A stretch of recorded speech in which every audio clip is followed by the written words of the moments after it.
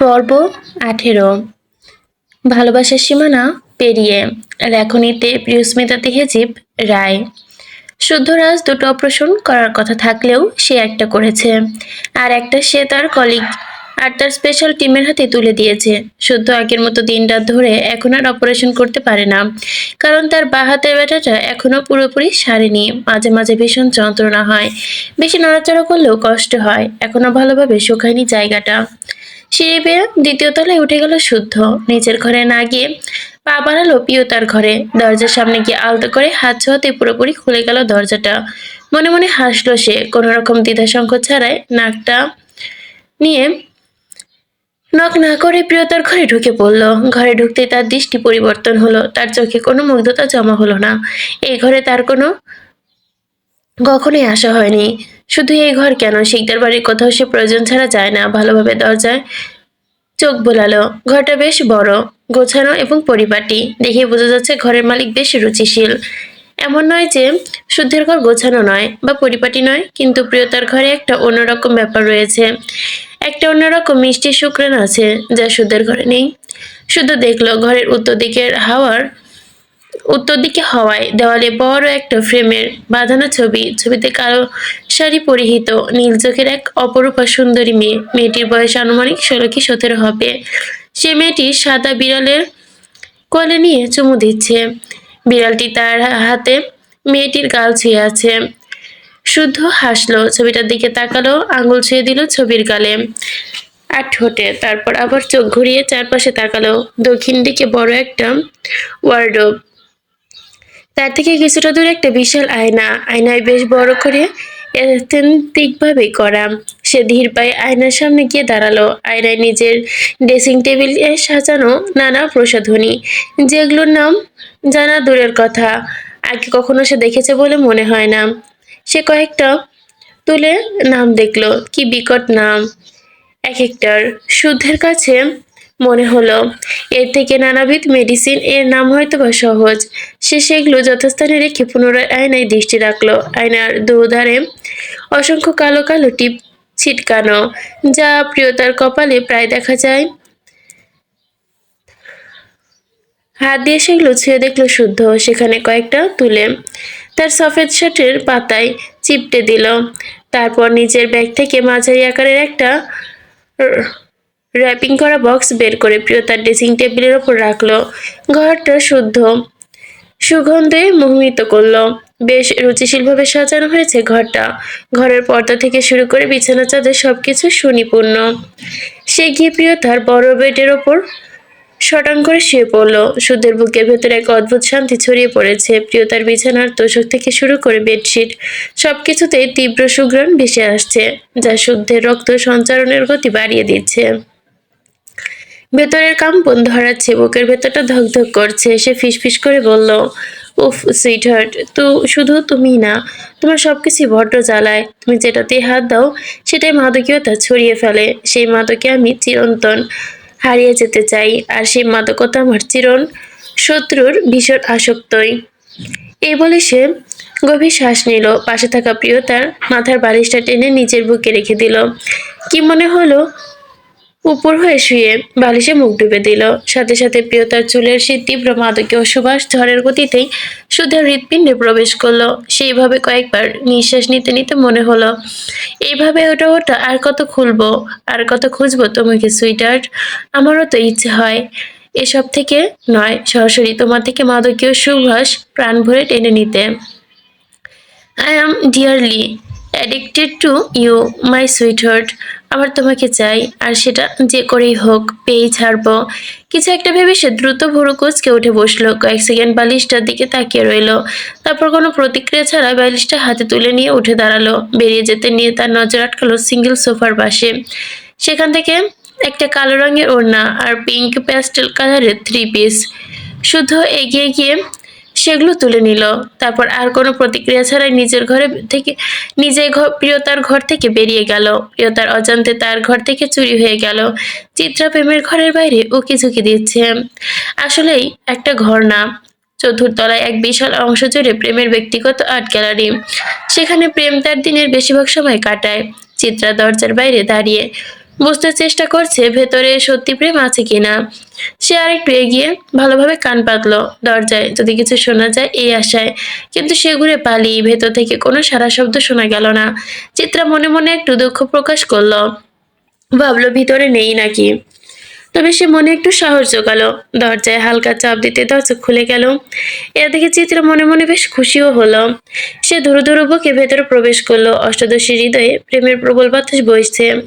সে কতদিন থেকে কাতর হয়ে আছে তার প্রিয় প্রেমিক পুরুষে একে এক নজর দেখার জন্য, কিন্তু কোনো অজুহাত সে পাচ্ছিল না। তবে আজ যখন তার কোনো বোন কুহু বলল তার বান্ধবী ধীরা তাকে শিকদার বাড়িতে আসতে বলেছে, তখনই এই সুযোগ আর হাতছাড়া করলো না চিত্রা। প্রেমের ব্যক্তিগত আর্ট গ্যালারিতে সে ধীর পায়ে প্রবেশ করলো। চারদিকে নজর ঘোরাতে দেখলো নানা রঙের পেন্টিং এবং স্ক্র্যাচ ছড়িয়ে ছিটিয়ে।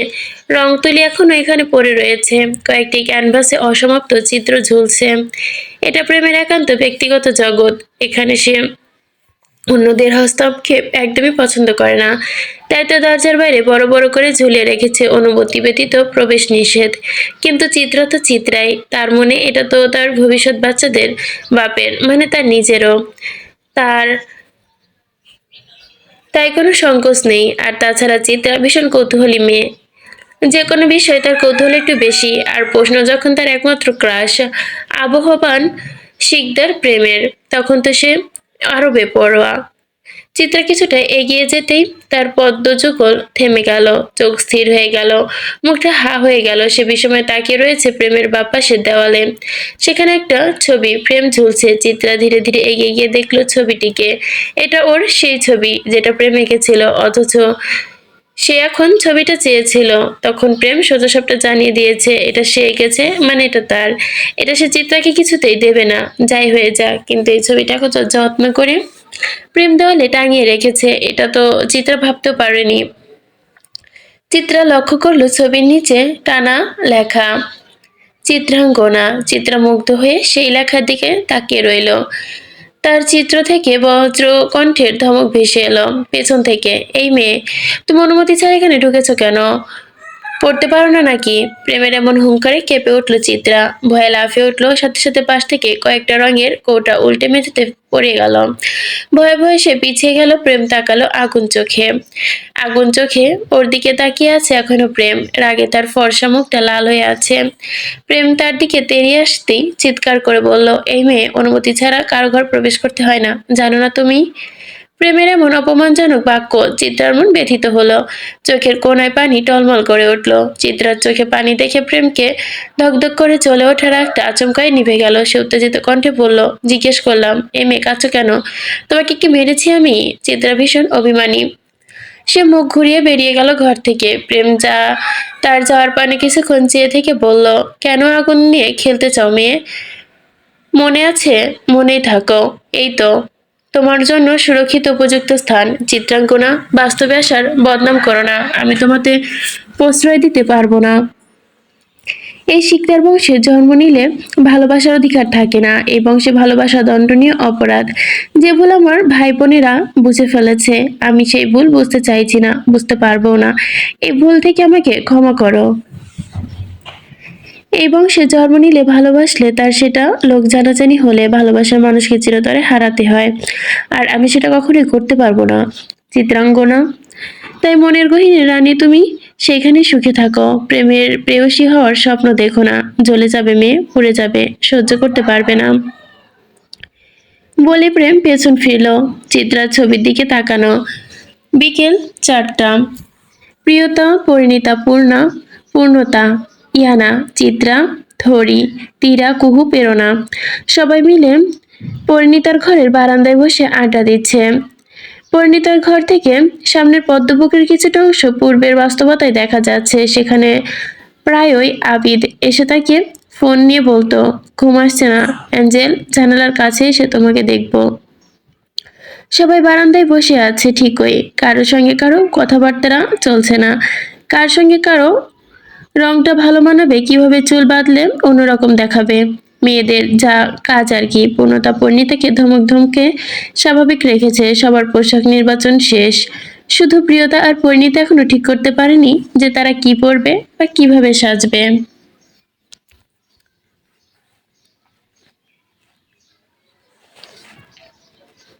বিকেল 4টা। সবাই এখনো সবাই এখনো গল্পেতেই মশগুল, কিন্তু পূর্ণতা জিজ্ঞেস করলো, আমরা কখন বের হবো? থরি উত্তর দিল, মেজদাদান বলে দিয়েছে 6টার পরে। প্রেরণা বলল, তাহলে চলো গিয়ে প্রস্তুতি শুরু করি। কিন্তু সবার এক্সপ্রেশন দেখে মনে হলো সে ভুল জায়গায় ভুল কিছু কথা বলে ফেলেছে। কয়েক মুহূর্তের ব্যবধানে সবাই একসঙ্গে হেসে উঠল। ইয়ানা বলল, আপু তুমি এক্ষুনি রেডি হবে? একটু বেশি তাড়াতাড়ি হয়ে গেল না? এত তাড়াতাড়ি কেউ রেডি হয় বলো? প্রেরণার বোকা হাসলো। আসলে কি তাড়াতাড়ি হয়ে গেছে? সে সময় দেখে বুঝলো মোটেও তাড়াতাড়ি হয়নি, বরং দেরি হয়ে গেছে। এক্ষুনি গিয়ে তার মুখে ফেস প্যাক লাগাতে হবে। সে তাড়াতাড়ি উঠে দাঁড়ালো। অন্যরা তো তখনও হাঁ করে তাকিয়ে তার ওইদিকে। প্রেরণা তবে গুরুত্ব না দিয়ে দ্রুত পায়ে বেরিয়ে গেল পরিণীতার রুম থেকে। ইয়ানা প্রিয়তার গালে হেলান দিয়ে ফিসফিস করে বলল, তোরা ভাই বোনেরা এমন কেন রে? প্রিয়তা ভুরু কুচকে বলল, আমরা কেমন? ইয়ানা নাক মুখ কুচকে বলল, এই যে তুই একটা নিরামিষ, তোর ভাই একটা মস্ত আমিষ, আবার তোর এক বোন ময়দা সুন্দরী, আরেক বোন সেলফি কুইন। আর কি চাই? বোন পরপরই আবারও লজ্জা পাওয়ার নাটক করতে করতে শুধু তোর নয়, আমারও শ্বশুরবাড়ির লোক। প্রিয়তা সন্দেহ সুরে বলল, সবই না হয় বুঝলাম, কিন্তু আমার ভাইকে কেমনে তুই আমিষ মনে করলি? ইয়ানা চমকে গেল। কথা ঘুরিয়ে বলল, কিছু না কিছু না। প্রিয়তা কেমন চোখ করে তাকালো। কিছু না কিছু না বললো না, কিন্তু কিছু তো। আর 1 ঘন্টা পর তাদের আড্ডার আসর ভাঙলো। প্রিয়তা নিজ ঘরে চলে গেল।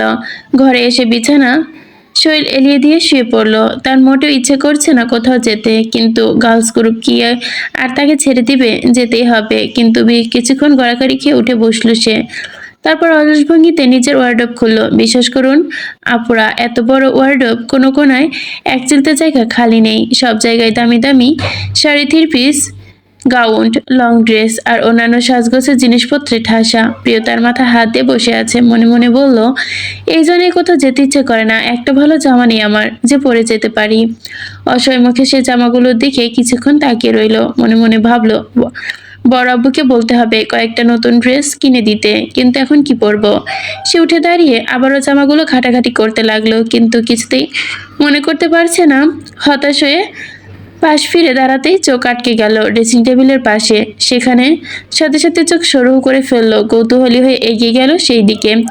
টেবিলের উপরে একটা বড়সড় গিফট বক্স পড়ে আছে। প্রিয়তা ভুরু কুচকে মনে মনে বলল, এটা আবার কি? সে বক্সটা হাতে তুলে নিল। বক্সটা বেশ ভারী অনুভব হলো। সে দেখলো বক্সের ওপরে ছোট ছোট অক্ষরে লেখা, দিস ইজ ফর ইউ প্রিয়তা। প্রিয়তা আবার অবাক হলো। বক্সটা নেড়ে দেখলো বেশ বড়সড় বক্স। প্রিয়তা সন্ধিহান চোখে তাকিয়ে ভাবলো, কিন্তু এটা কে রাখলো এখানে? সাথে সাথে সন্দেহ মিলেও গেল। সে ভাবলো হয়তো প্রণয় তার জন্য রেখেছে, কারণ আগেও প্রণয় ওকে এমন ছোট ছোট ছোট বড় অনেকে উপহার দিয়েছে এরকম। প্রিয়তা ভীষণ কৌতূহলী হয়ে ভেতর থেকে দেখার জন্য আর কৌতূহল দমন করতে পারলো না। বক্সটা নিয়ে বিছানায় গিয়ে বসে পড়লো। সেটা টেনে টুনে ওপরের র্যাপিং পেপার খুলে ফেলতেই ভেতর থেকে বেরিয়ে এলো একটি খুব সুন্দর সাদা রঙের বক্স, আর যার চারপাশে টেপ দিয়ে আটকানো। প্রিয়তা কাঁচি দিয়ে একটা একটা করে টেপ কাটতে লাগলো। আলতো হাতে বক্সটা খুলতে প্রিয়তার মুখ হা হয়ে গেল। বিস্ময় বড় বড় চোখে তাকিয়ে রইল। বক্সের ভেতর থেকে বের হলো অপূর্ব ডিজাইনের সাদা রঙের একটা পাকিস্তানি 3 পিস। প্রিয়তা তো অবাক। তারপর আরেকটা পাতলা নীল রঙের বক্স। সেখানেও প্রিয়তা ভাবলো, দেখে মনে হলো হচ্ছে জুয়েলারি বক্স। প্রিয়তা আগ্রহ নিয়ে সেটি খুললো, আর আবারও সে বিস্ময় হলো। এর ভেতরে ভীষণ সুন্দর চিকন চেন, যেটাতে পি লেটার ডায়মন্ডের পেন্ডেন্ট ঝুলছে। প্রিয়তা বক্সটা পাশে রেখে আরো কিছু আছে কিনা দেখতে লাগলো। সেখান থেকে আবারও সাদা কাগজে মোড়ানো একটা কিছু বের হলো। প্রিয়তা সেটার উপর থেকে কাগজ ছড়াতে ভীষণ খুশি হলো। প্রিয়তা দেখলো ড্রেসের সাথে ম্যাচিং করা 1 ডজন সাদা রঙের চুড়ি, সাথে একটা পাতলা কালো টিপের পাতা, আর ছোট একটা চিরকুট। প্রিয়তা আগ্রহ নিয়ে কাগজটার ভাঁজ খুললো। তাতে লেখা, এগুলো তোমার জন্য সুইটহার্ট। প্রিয়তার মুখের হাসি মিলিয়ে গেল। বুঝতে পারলো এগুলো প্রণয় দেয়নি, অন্য কেউ দিয়েছে। প্রিয়তা আবার ভাবনায় পড়ে গেল, এগুলো অন্য কেউ দিয়েছে, কিন্তু কে? লেখাটাও কিন্তু প্রিন্ট করা, তাই কার লেখা চিন্তার উপায় নেই। অজানা ব্যক্তি দেওয়াই উপহার। নিয়ে ভাবনায় পড়ে গেল সে। জিনিসগুলো তার ভীষণ সুন্দর লেগেছে, তা খুব পছন্দ হয়েছে, কিন্তু দিল কে সেটা সে না জেনে পড়বে। অনেকক্ষণ চিন্তা ভাবনা নিজের মন বোঝালো, কে দিয়েছে সেটা বড় কথা না, ভালোবেসে দিয়েছে এটাই বড় কথা। প্রিয়তা ঠিক করলো অপমান উপহারদাতার অপমান সে করবে না। আজ রাতে মেলায় এটা পরেই যাবে। প্রিয়তা ড্রেস নিয়ে ওয়াশরুমে ঢুকে পড়লো। 20 মিনিট পর গোসল সেরে বেরিয়ে আসলো। চুল ভেজার কারণে চুল শুকাতে তার 1 ঘন্টা সময় লাগবে, তাই সে ঝামেলায় পড়ে গেল। মুখ মুছতে মুছতে আয়নার সামনে গিয়ে দাঁড়ালো। সামনে নিজের প্রতিবিম্ব দেখে থমকে গেল। ফুল স্লিভ সাদা থ্রি পিসটা তার গায়ের সঙ্গে একদম মিশে গেছে। নিচের দিকে তাকিয়ে থেকে কিছুক্ষণ অবাক হয়ে রইল। তারপর ঘর থেকে বেরিয়ে এসে হাঁটু অব্দি লতানো চুলগুলোকে ক্রাল করে নিল। বারবার সিঁথি কেটে খুলে রাখলো। নীল চোখে হালকা কাজল দিল। পদ্মের মতো লাল টকটকে ঠোঁটে ডার্ক শেডের ওয়াটারপ্রুফ লিপস্টিক দিল। গালে সামান্য ব্লাশার লাগিয়ে ওপরে একটু হাইলাইটার দিয়ে নিল। দুহাতে সাদা রঙের চুড়ি, সামনের ভাগ থেকে পড়ে আছে নীল হীরার চেনটাও পড়লো। দুভুরু বরাবর আবার একটা ছোট্ট পাথর টিপ। এটাই ফাইনাল লুক। নিজেকে আয়নায় একবার দেখে নিল। মনে মনে বলল, খারাপ লাগছে না, বেশ ভালোই তো। তারপর নিজের ফেভারিট সাদা রঙের হিটলার পরে ঘর ঘর থেকে বেরিয়ে গেল। ওকে দেখতে কেমন যেন একটা লাগছে, সেটা আপনারা বুঝে নেবেন। সন্ধ্যা 5:50। ধীরে ধীরে সবাই মেলার নিচে নামছে। সবাইকে পরীর মতোই সুন্দর লাগছে। ইয়ানা আর চিত্রা ম্যাচিং ল্যাভেন্ডার রঙের ফুল স্লিভ থ্রি পিস পরেছে। সবাই প্রায় একইভাবে সেজেছে, শুধু পোশাকটির পার্থক্য। পূর্ণতা পরেছে একটা এক্সক্লুসিভ কালো রঙের লং গ্রাউন্ড, চোখে কাজল আর ঠোঁটে ডার্ক মেরুন রঙের লিপস্টিক দিয়ে কোমর অব্দি স্ট্রেট করা চুলগুলো ছেড়ে দিয়েছে। আজ নিশ্চয়ই রাজ তার নাগিনী রূপে পাগল হয়ে যাবে। পরিণীতা পেস্টেল কালারে ফুল স্লিভ থ্রি পিস পরেছে, কোমর অব্দি রিবন্ডিং করা চুলগুলো খুলে রাখা। গাঢ় বাদামি বর্ণের চোখে কাজল টেনেছে, ঠোঁটে হালকা গোলাপি লিপস্টিক, হাতে অ্যাপেল ঘচিত কালো বেল্টের স্মার্ট ওয়াচ। তার সৌন্দর্য যেন আলাদা মায়া বিদ্রুতি ছড়াচ্ছে, সত্যি যেন স্বর্গের পরী। সবাই মুগ্ধ হয়ে প্রিয়তার দিকে তাকিয়ে আছে। প্রিয়তা বেশ বিরক্ত। ইয়ানা এসে তার পাশে বসে কানে কানে বলল, ননদিনী, আজ যদি ছেলে হতাম তাহলে এই যেভাবেই হোক তোকে নিয়ে পালিয়ে যেতাম। পালাতে রাজি না হলে তুলে নিয়ে যেতাম, তবু তোকে নিয়ে যেতাম, ছাড়তাম না। তোমাকে তো না পেলে জীবনটাই বৃথা। ইয়ানা আবারও বলল, সত্যি বলছি, তোকে জড়িয়ে ধরে চুমু খেতে মন চাচ্ছে। প্রিয়তা মুখ কুচকে নিল। চুপ বিয়াদব, নিজে জামাইকে গিয়ে খা। ইয়ানা সঙ্গে সঙ্গে উত্তর দিল, তোর বলার অপেক্ষায় বসে আছি নাকি? ওইটা আমার কবে খাওয়া হয়ে গেছে। প্রিয়তা আবার বড় বড় চোখ করে তাকালো। ইয়ানা জিভ কাটলো। প্রিয়তা ধমক দিয়ে বলল, কাকে কি বলছিস? তুই একটু লজ্জা কর। কেন? সে আমার আপন ভাই। ইয়ানা মুখ বাঁকিয়ে বলল, সে তো আমি তোর বেস্ট ফ্রেন্ড, সে দিক থেকে আমার জামাই তোর দুলা ভাই। প্রিয়তা বিরক্ত হলো। পরিণীতা প্রিয়তার মাথায় হাত বুলিয়ে বলল, খুব সুন্দর লাগছে তোকে বোন। অন্যরা প্রশংসা করলো। প্রিয়তা লজ্জা পেল। 5:59। একে একে তরুণ শিকদাররা হাজির হতে লাগলো। পরপর রাজ, প্রীথম, সাফাত, প্রেম, সমুদ্র আর অরণ্য। একে একে সকলে হাজির হলো ড্রয়িং রুমে। প্রীথম কালো ফর্মাল শার্টের সাথে ম্যাচিং করা কালো ফর্মাল প্যান্ট পরেছে। সুটামধি শার্টটা আঁটোসাঁটো হয়ে চিপসে গেছে দেহের সাথে। পেটানো দেহের পেশিগুলো শার্টের হাতায় টানটান হয়ে ফুলে আছে। তবে তার সবচেয়ে আকর্ষণীয় হচ্ছে নীল চোখ। ইয়ানা তো প্রীথমকে দেখে হা হয়ে আছে। মনে মনে বেশ কয়েকবার ক্রাশও খেয়ে ফেলেছে। নিজের অহংকার করে বলল, আহা, আমার জামাই কত সুন্দর, সুযোগ পেলে একটা কালো টিপ পরিয়ে দিব। রাজকে ডার্ক নেভি ব্লু ফর্মাল শার্টের সাথে ব্ল্যাক ফর্মাল প্যান্টে দারুণ সুদর্শন দেখাচ্ছে। চাইলেও তার থেকে চোখ ফেরাতে পারছে না।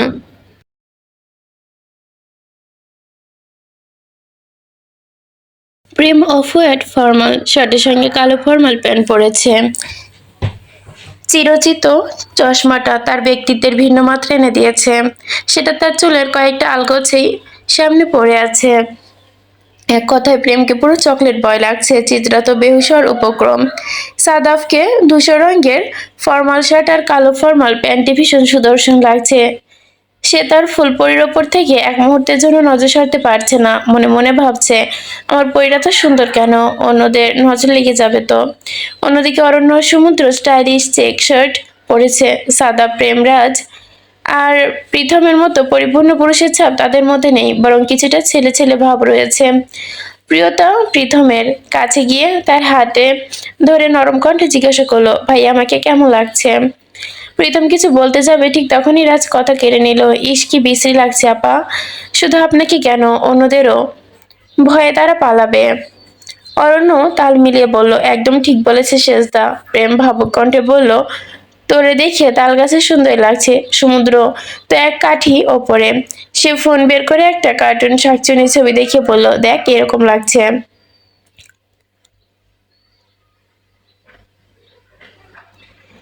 প্রেম আবারও বলল, যা বোন, এসব পাল্টে আয়, আমরা মানুষকে ভয় দেখানোর জন্য ব্যবসা করি না। রাজা মাথা নাড়িয়ে জানালো, আমরা চাই না আমাদের বোনকে দেখে বাইরের লোককেও পটল তুলুক। সবাই হেসে উঠল। প্রিয়তার মুখ দেখার মতো হয়ে গেল। সে অসহায় চোখে প্রীতমের দিকে চেয়ে রইল, যেন বলতে চাইলো, ওরা কি সব সত্যি বলছে ভাইয়া? প্রীতম ধমক দিয়ে বলল, আমার বোনকে কেউ একদম বিরক্ত করবি না, আমার বোনকে প্রিন্সেসের মতোই লাগছে। প্রিয়তার মুখে হাসি ফুটলো। সে ভাইদের ভেঙচি কাটলো। ঠিক তন্ময়, ধীরা ধীরা আর প্রেরণাও এসে গেল। তন্ময় আজ বড্ড কিউট লাগছে। ওকে দেখে রাজ বেশ খুশি হলো। খেপানোর জন্য রাজ মুখ হা করতেই প্রীতম ধমক দিয়ে বলল, একটা বাজে কথা মুখ থেকে বের করবি না। রাজ তৎক্ষণাৎ মুখ বন্ধ করে নিল। অরণ্য সমুদ্র প্রেমরাও মুখ চুপসে রইল। তন্ময় শয়তানি হাসি দিয়ে বলল, এবার কিছু বলে দেখাও।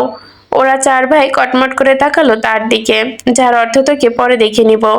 দোতলায় রেলিংয়ে দাঁড়িয়ে এতক্ষণ ধরে সব দেখলো প্রণয়। তার চোখ স্থির হয়ে আছে শুদ্ধ সুন্দরী রমণীর ওপর। সে বিড়বিড় করে বলল, এত সুন্দর করে কেন সেজেছিস? রক্তজবা কার জন্য সেজেছিস?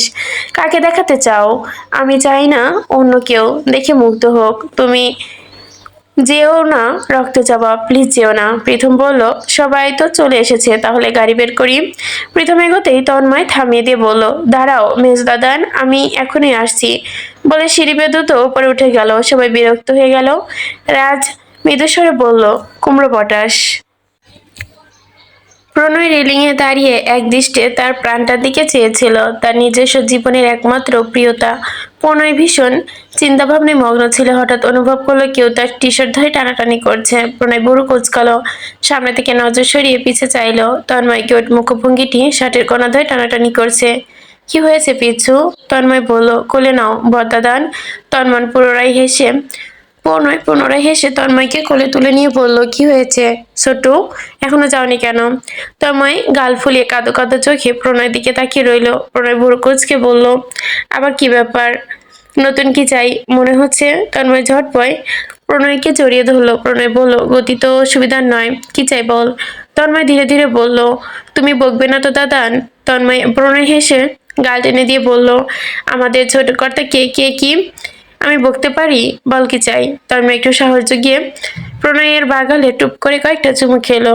তুমি আমার বড় আপু, তুমি আর বড় আপু আমাদের সাথে চলো না দাদান, অনেক মজা হবে।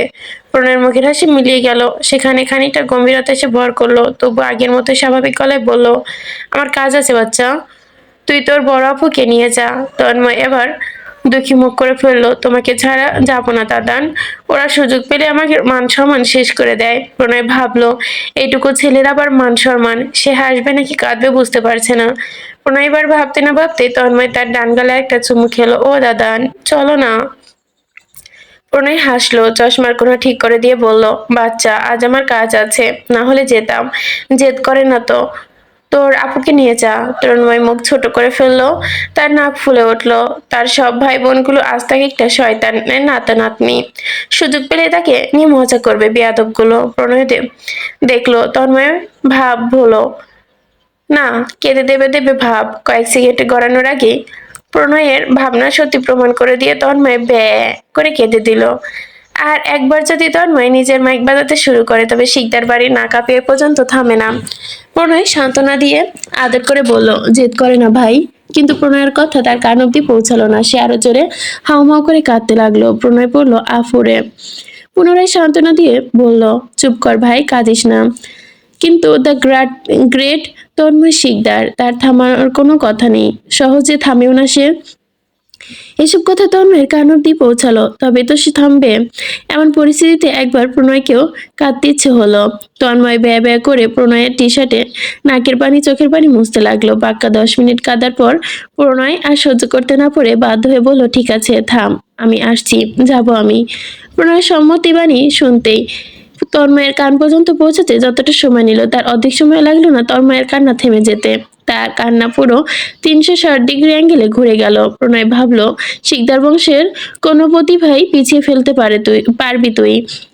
তন্ময় কান্নার তোপে ফর্সা মুখটা টমেটোর মতো লাল হয়ে গেছে, চোখের পানি চশমা ঝাপসা হয়ে গেছে। প্রণয় চশমা খুলে নিজের শার্ট দিয়ে মুছে আবার পরিয়ে দিল, তারপর বলল, চল। তন্ময় তো মহা খুশি। প্রণয় তন্ময়কে নিয়ে নিচের ঘরে গেল। 5 মিনিটের মধ্যে পরনের 5 মিনিটের কথা বলে 15 মিনিটেও তন্ময় ফেরেনি। দেখে নিচে অপেক্ষমান জনতা বিরক্ত হলো।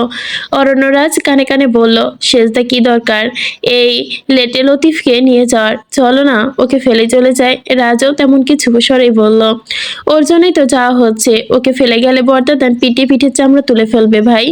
তোমার জন্য আমি শহীদ হতে পারবো না, সরি। চিত্রা, ইয়ানা, পূর্ণতা, পরিণীতা, প্রিয়তা ওরা সবাই তন্ময়ের অপেক্ষায় বসে নেই। কারণ তারা জানে তন্ময় গিয়েছে মানে এত সহজে আসবে না, তাই সবাই ড্রয়িং রুমের সোফা দখল করে বসে পড়েছে। শুদ্ধ কফি হাতে চুমুক দিতে দিতে তাদের দিকে এগিয়ে এলো। তারপর কফি কালার টি শার্ট আর ব্ল্যাক ট্রাউজার, চুলগুলো এলোমেলো। এই সুদর্শন চেহারায় কোনো মায়া না, মেয়ে না পড়ে থাকতে পারবে না। তাকে দেখে মনে হচ্ছে এখনই মাত্র ঘুম থেকে উঠেছে।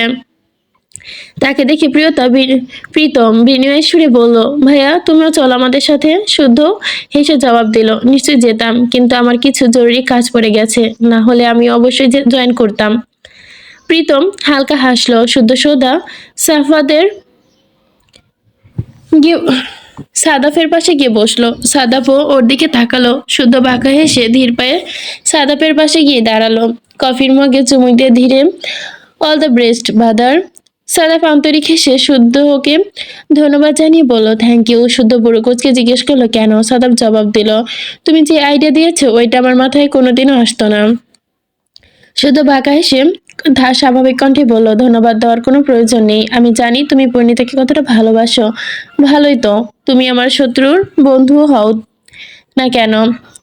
আমারও তো কোনো শত্রু নও। তাছাড়া তোমার ভালোবাসা তো কোনো ভেজাল নেই, একদম পিওর লাভ। আমার ভালোবাসার মানুষটি থেকে মিলিয়ে দিতে আমার ভালোই লাগে। আমি আমার ভালোবাসাকে কাছে পাচ্ছি না বলে কি অন্যরা পাবে না? যাই হোক, তুমি আমার থেকে সবসময় সব রকম সাহায্য পাবে। তোমার যখন যেরকম সাহায্য লাগবে চলে এসো আমার কাছে, বাকিটা আমি সামলে নিব। সাদাফ কৃতজ্ঞতা দৃষ্টিতে শুদ্ধের দিকে তাকালো। শুদ্ধের জন্য সাদাফের মনে হালকা খারাপ লাগা কাজ করলো। সে ভাবলো, এই মানুষটা একতরফা ভালোবাসা এতটা শক্তিশালী হয়ে আছে।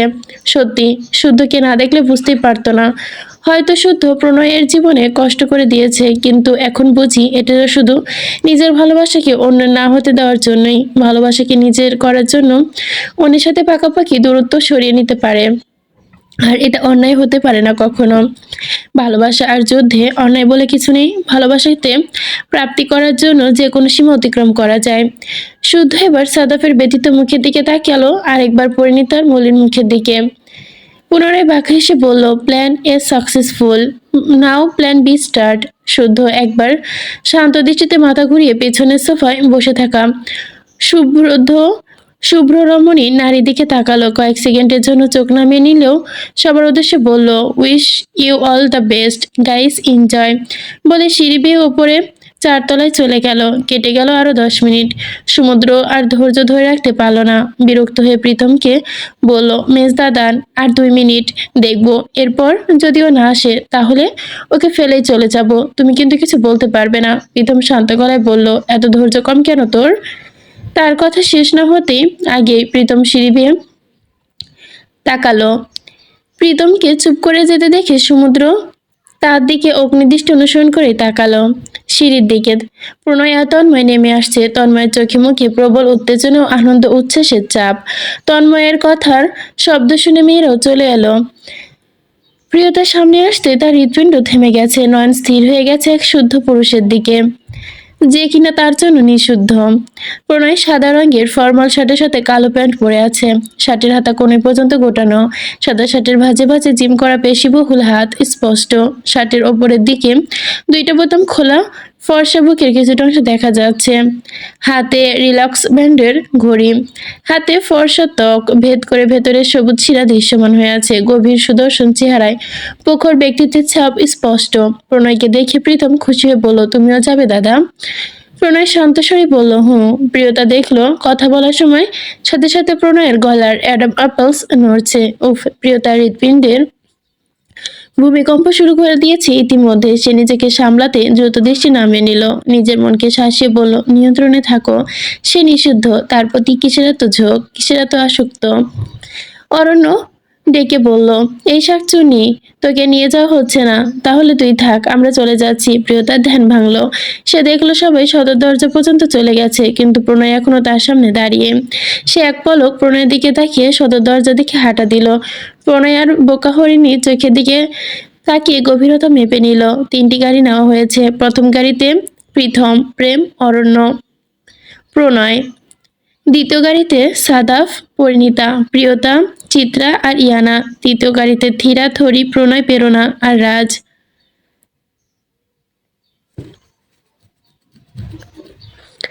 সাদাব গাড়িতে উঠতে উঠতে পরিণীতার কানে কানে ফিসফিসিয়ে বলল, শর্তের কথা মনে আছে তো ফুলপরি?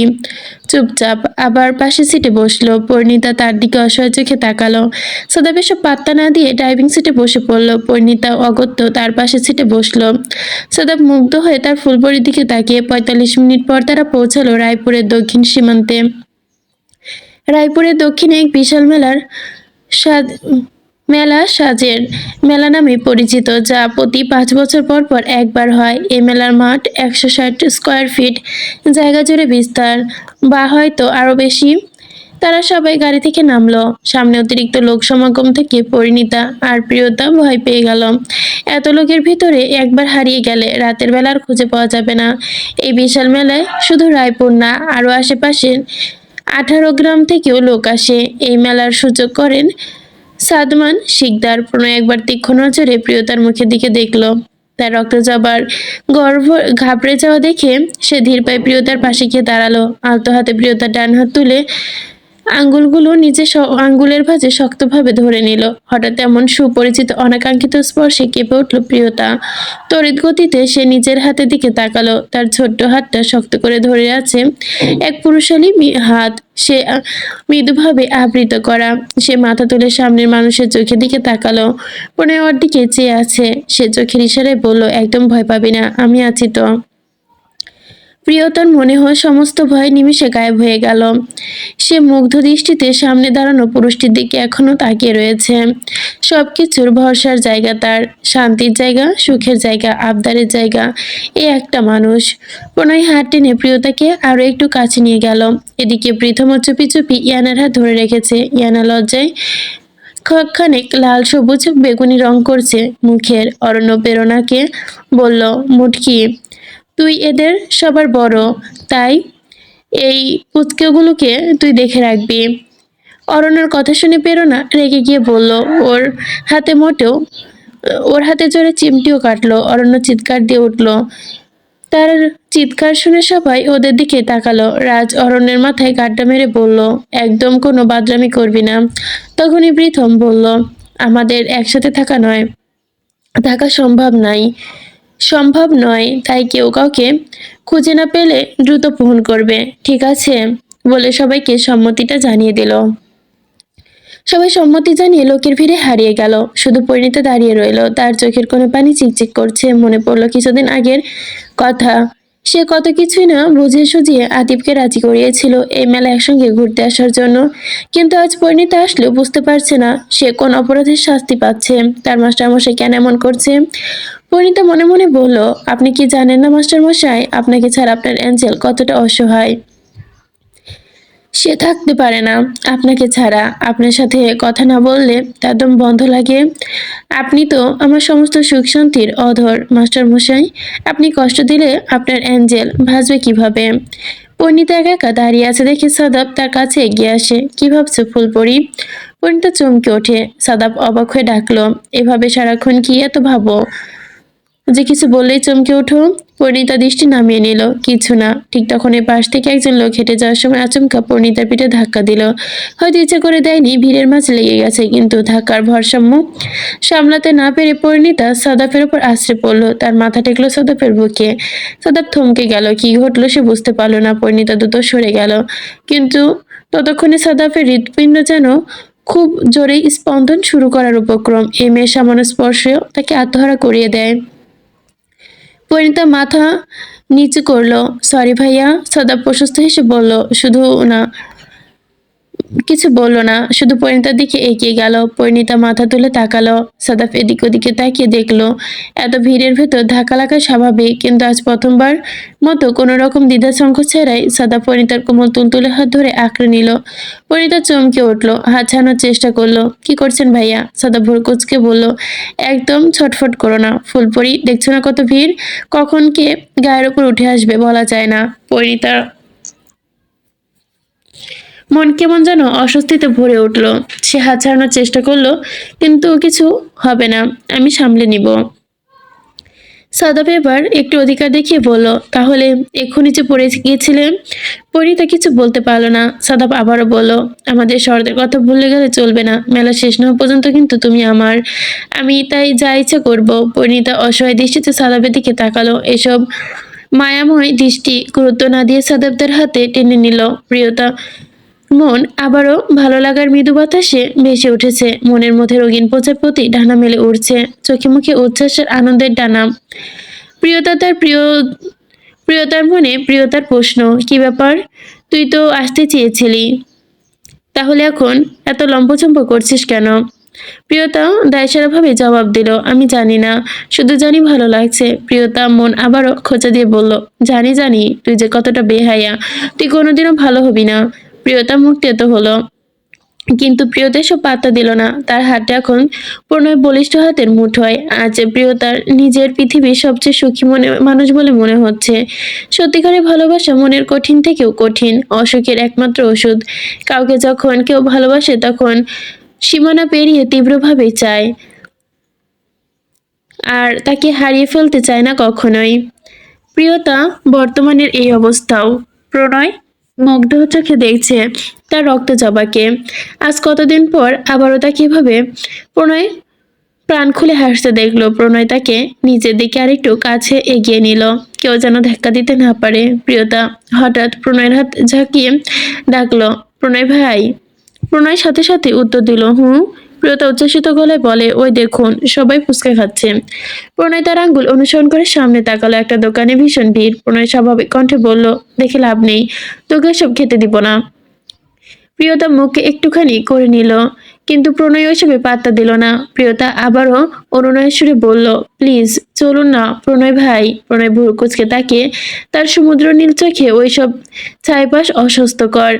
বাড়ি যাওয়ার পর রাতে তোকে বানিয়ে দেব হাইজেনিক ওয়েতে। এসব আনহাইজেনিক খাস না, ছি। প্রিয়তা মন খারাপ করলো। মেঘের ভালো লাগার আকাশে ঢেকে গেল যেন। সে ফুচকার দোকানের সামনে চুপচাপ দাঁড়িয়ে রইল।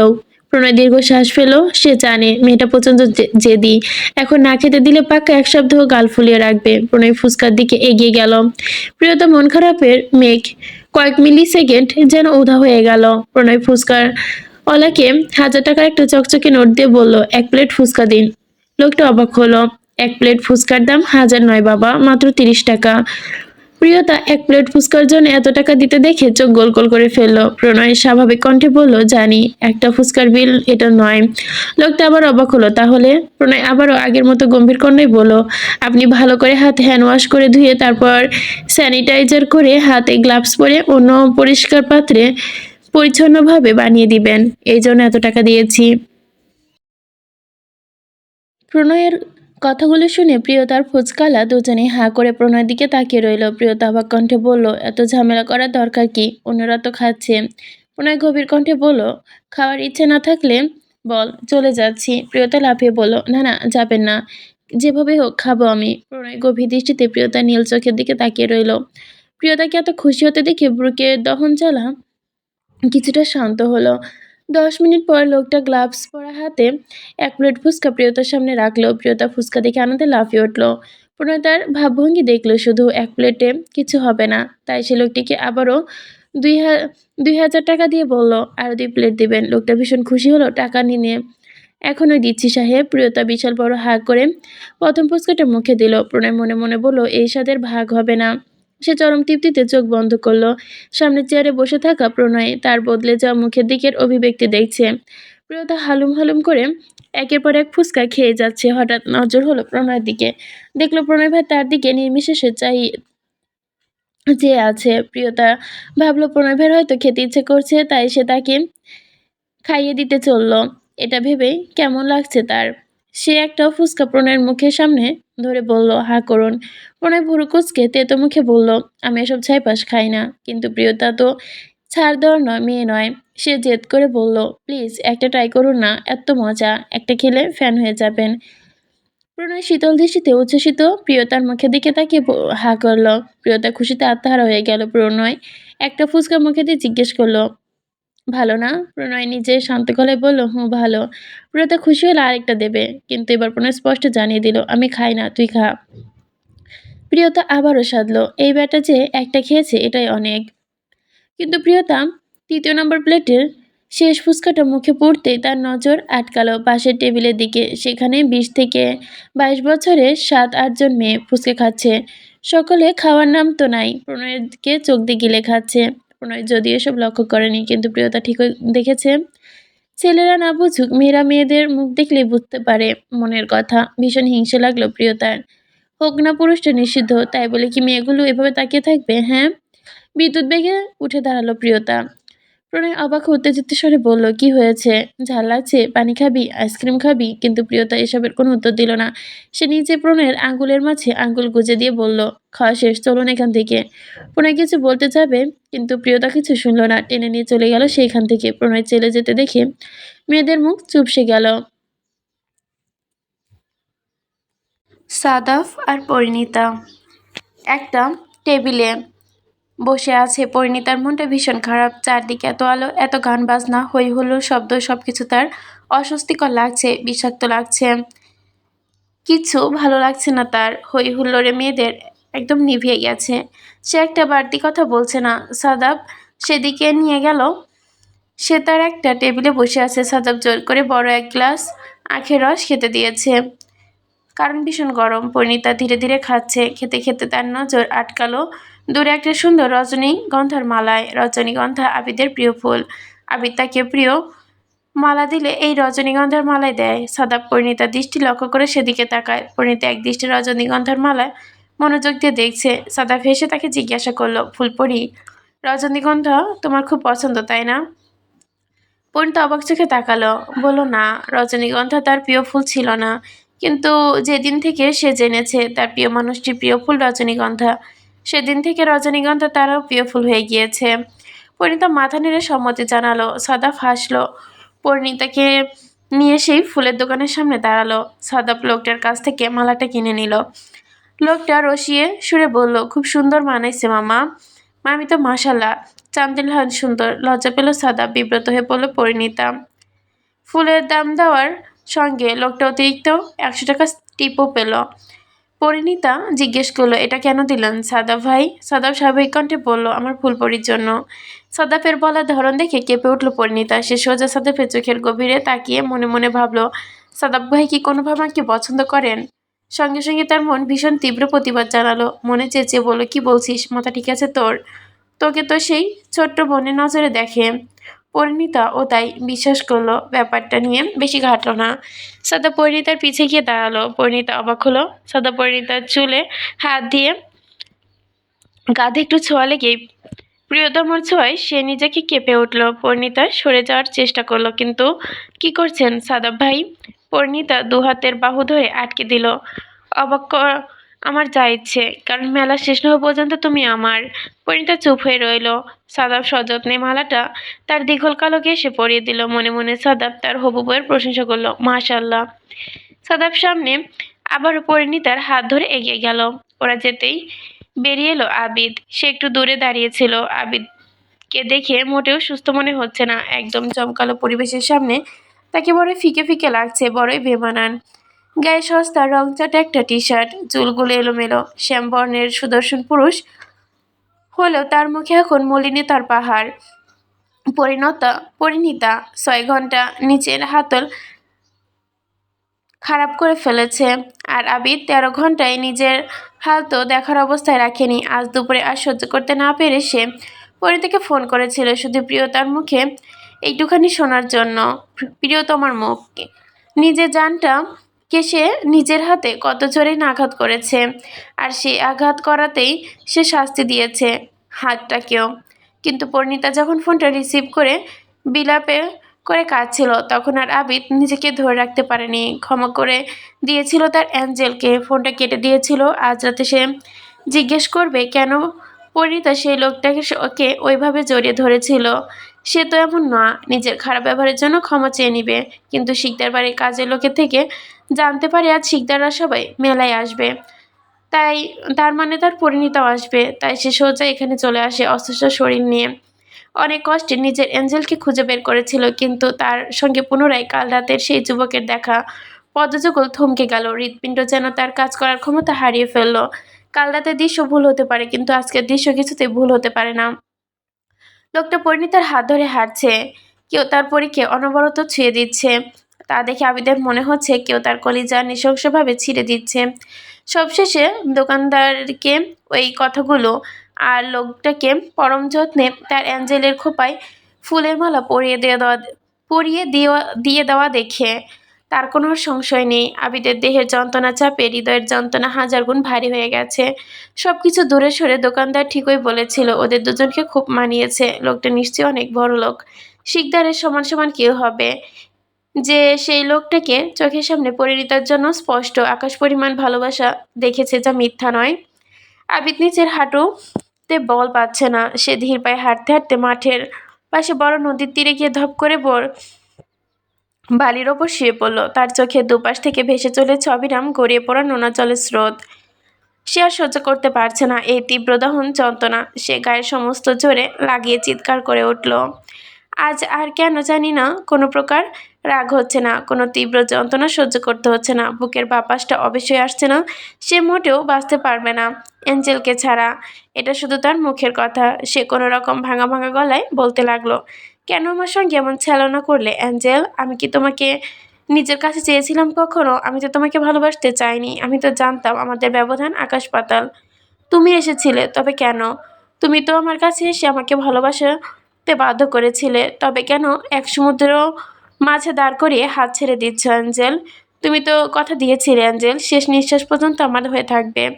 তবে আজ কেন এত সহজে ভুলে গেলে? আমি জানি আমি তোমার যোগ্য ছিলাম না, তবুও তোমাকে আমার স্বপ্ন দিয়ে উজাড় করে ভালোবেসেছিলাম। এসব বিড়বিড় করতে করতে সে চাঁদের আলোয় চিকচিক করা বালির ওপর নিস্তেজ হয়ে পড়ে রইল। তার এই তীব্র হাজারি এই নিশুতি রাত ছাড়া আর কেউ দেখল না, কেউ শুনল না।